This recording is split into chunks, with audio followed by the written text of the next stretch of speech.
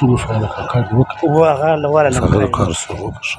هغه مه پرېږده یا چیرې پرېږده سرجي سمه لکه دلته راس څنګه سو کار دی وکړي که نه وکړي مه کوه پټواري صاحب د خدای دپاره د رسول دپاره زما مځکه د چا په نامه مه راوړه زه ډېر غریب سړی یم ډېر مسکین سړی یم زه مسکیني دې نه منمه که دې مال راوړی دی سار دفتر له راسه خپل پیل واخه که مال نه لرې ځه په مخه دې ښه شه نورې مو نه دي راوړي پټواري صاحب دی څه د لور والي مو خرڅ کړي دي د هغه پیسې هم د راوړي دي نور له ما سره نه خالي د مال راسره دی بس سمه ده سبا دفتر له راسه خپل پیل به واخې بس صحیح ده ما ته فرق نه راکوي که ته والي خرڅوې که پښتورکي خرڅوې زما د مال سره کار دی مال ځه سار دفتر له راسه سرجي دا ډېر غریب سړی دی دا زه پېژنم ډېر درپدر انسان دی دا پیسې به نه چې واخلو د کار به د هغې نه وکړو ته د ده خبرې لکه د هغې زه د هېچا کار نه کوم چې مال نه وي زه د سړي کار نه کوم سهار که تا له دفتر نه راغلی یم که کوشش کېدی مال جن واخه بیا دا دغه ورکه سمه ده سرجي سمه ده د هغې چې ورنه کېده پیل میل چاته سمه ده سرجي صحیح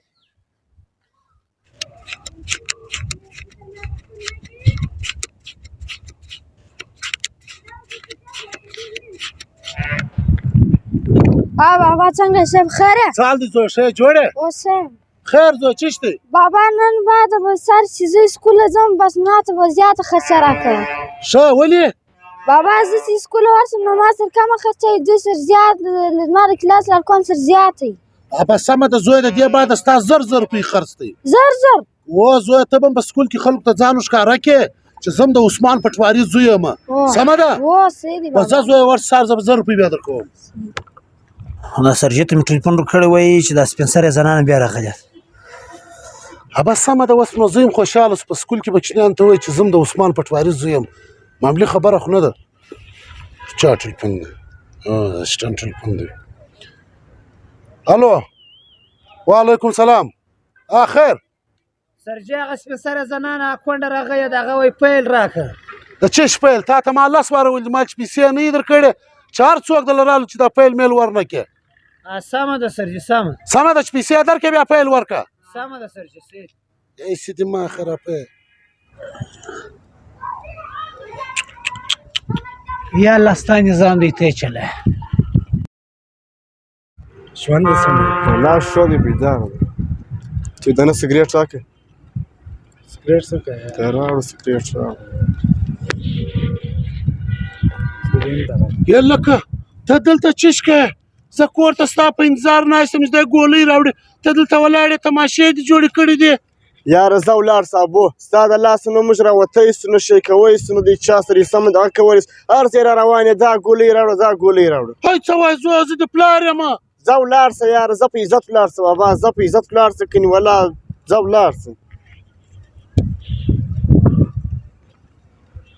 دې پلار خو موږ دی کودر په در نه د چا سره کښېنستی سم نه درېدی سم هر ځای را روان دی دی دی نن چې کور ته ورغلم نن به زه د ده خوښ سم